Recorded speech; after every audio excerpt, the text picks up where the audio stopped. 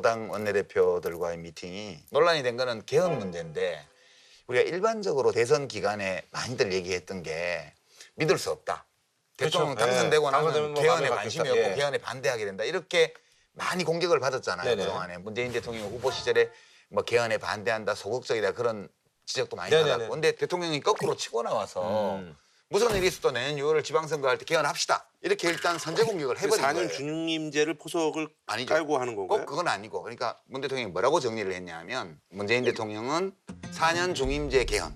내 의견은 이런데 근데 뭐 국회하고 다 협의를 해야 되니까 합의가 다 안 되면 합의되는 것만이라도 그때까지 모아서 개헌합시다. 이렇게 해버리니까 뭔 얘기를 하러 갔다가 지금 얘기를 못 하는 거예요. 그러니까 이제 국회에서는 분권형 대통령제 쪽으로 가고 있다 이 얘기를 하니까 그건 아는데 그러면 국회로 권한이 넘어가는 거니까 국회를 좀 더 강화해야 되고 정당을 강화해야 되고 민의가 국회에 제대로 반영이 될 수 있는 구조를 가져야 되니까 그러면 국회의원 선거구제를 손을 봐야 됩니다. 그걸 또 들고 나오고. 네, 그러면 만약 그렇다면 그렇게까지 한다면 뭐 국회 의견을 존중할 수도 있다.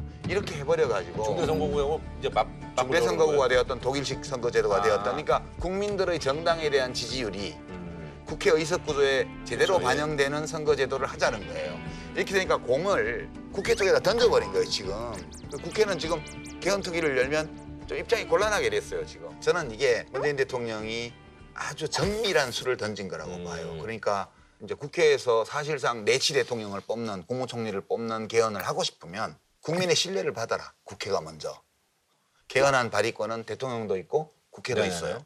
이제 국회 쪽에서 요구하는 거는 지금 정당들은 대통령이 개헌 발의하지 말라고 한 거라고요.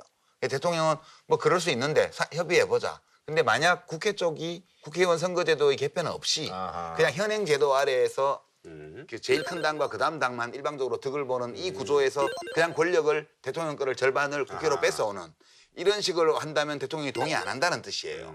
그러면 대통령이 발의할 수도 있죠. 그러면 국회에서 부결하겠죠, 그거를. 그리고 국회에서 개헌안을 내서 국민투표에 붙이면 대통령이 반대하면 만약 문재인 대통령이 1년 후에 지지율이 형편없다면 모를까. 그때까지 잘해가지고 국민의 인기가 높다면 그 개헌안도 부결되는 거예요. 그러니까 이 싸움이 터지면 굉장히 피차 입장이 곤란하기 때문에 어떤 식으로든 상대방의 입장을 고려해서 잘 한번 해보자. 이렇게 지금 수를 던진 거라 네. 이게 주도권은 사실 정당들이 뺏긴 것 같아요. 제가 보기로는 이 대통령제 의원 내각 이번 집정부제부터 공론 절차를 통치 거쳐서. 구조에 예. 대해서 기본 방향을 딱 정해놓고 국민들에게 의견을 하나씩 좀 물었으면 좋겠어요. 공론화 절차를. 예. 근데 헌법 전문에 그 지난번에 이 대통령이 말한 5.18까지 넣자 이랬잖아요. 5.18 정신을 헌법 전문에 담아 개헌을 완료할 수 있도록 국회의 협력과 국민 여러분의 동의를 정중히 요청드립니다. 넣자 하니까 당장 거기에 대해서는 이 국론이 소멸이 안 돼가 있고 가령 3.1 운동 정신과 4.19 그 혁명 정신 이 정신과 가령 대등하게 볼 수 있을 정도로 하느냐 뭐 이런 네네. 얘기들도 나온단 네. 말이에요. 그래서 이 하나하나씩 우리 다수 시민들의 의견을 공식적으로 묻는 공론조사라는 기법이 있죠. 그래서 공청회도 열어야 되고 하는데 그렇죠. 그리고 여론조사도 하나는 좀 하고 배심원단 조사도 좀 하고. 일괄적으로 그때마다 뭐 비용을 좀 많이 들었더라도 국민투표를 좀 해서 사전에 어떤 틀 같은 거는 정하는 것이 좋지 않겠느냐 이런 생각도 합니다. 돈만 많다면. 다채로운 즐거움 JTBC